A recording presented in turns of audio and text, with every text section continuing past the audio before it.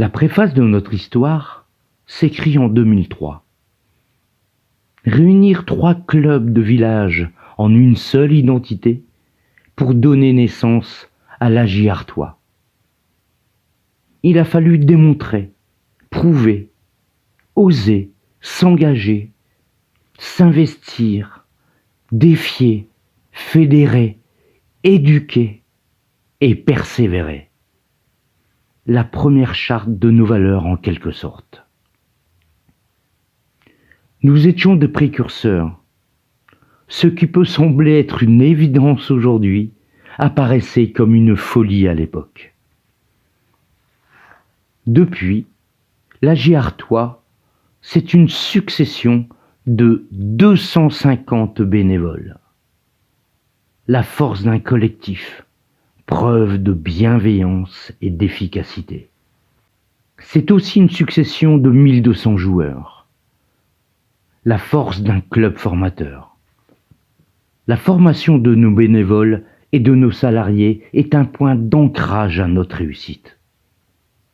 La force d'être un acteur reconnu de notre territoire rural. Mesdames, Messieurs, vous comprendrez que nous ne pouvions donc passer sous silence ces 2 décennies. Ensemble, partageons-les.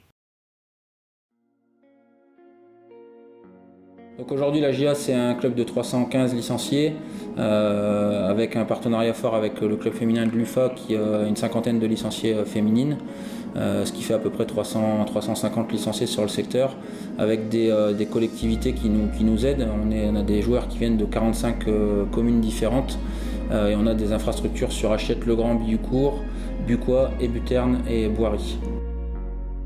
Dans les années 2000, sur la genèse du club, c'est vraiment le constat que le foot en milieu rural ne peut pas continuer dans chaque village. Et c'est Alain Saint-Léger qui, avec son équipe à l'époque, avait fait ce constat et a fait tout le travail pour faire fusionner des clubs et donc créer la JA en mai 2003. Sur les 10 dernières années, on a essayé de travailler maximum sur l'encadrement et d'avoir le plus d'éducateurs diplômés possible.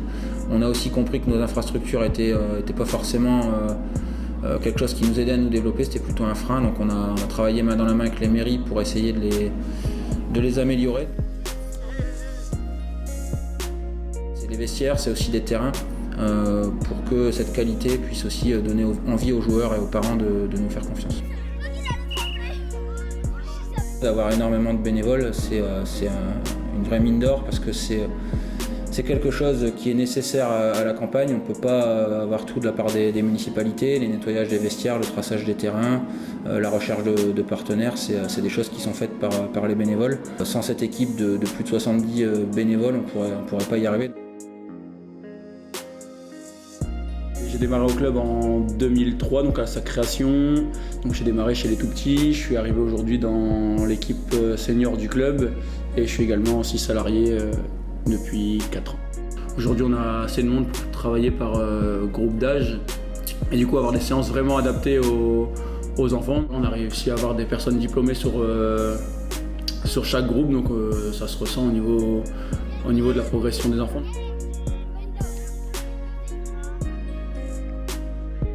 C'est Antoine, salarié du club depuis 2017. On a essayé de structurer l'école de foot et puis de poursuivre le projet au niveau du foot à 11.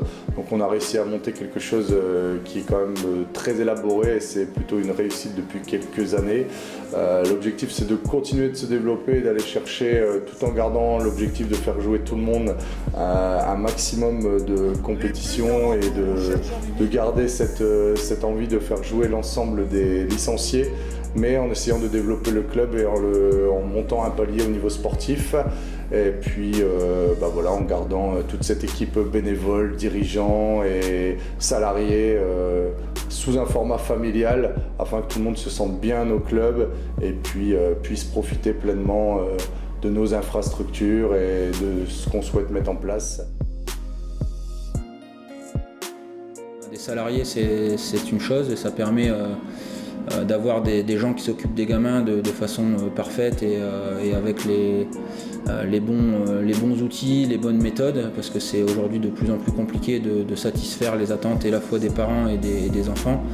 Il y a un rôle très social avec des publics qui sont très hétérogènes d'un point de vue footballistique mais aussi d'un point de vue humain. Quand moi j'ai commencé avec la JA, c'était pas aussi structuré que ça peut l'être maintenant.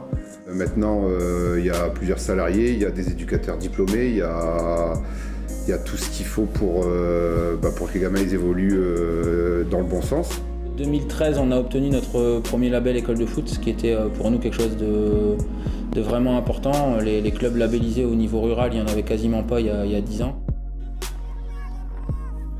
Pendant ces nombreuses années, j'ai eu différents coachs qui m'ont bien appris, bien formé et qui m'ont aidé dans le football, ce qui me permet aujourd'hui d'évoluer en senior. Et je compte aussi sur les jeunes qui vont suivre pour essayer d'amener la JA en D2 voire D1. Chez les adultes et donc chez les seniors, on a un vivier très intéressant puisqu'on a 3 équipes inscrites en championnat.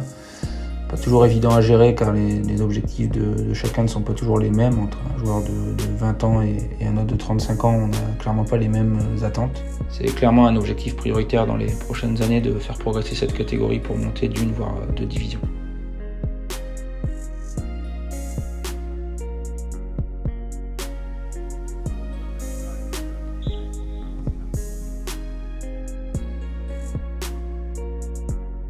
Au-delà du sportif et du football, on a aussi un rôle éducatif.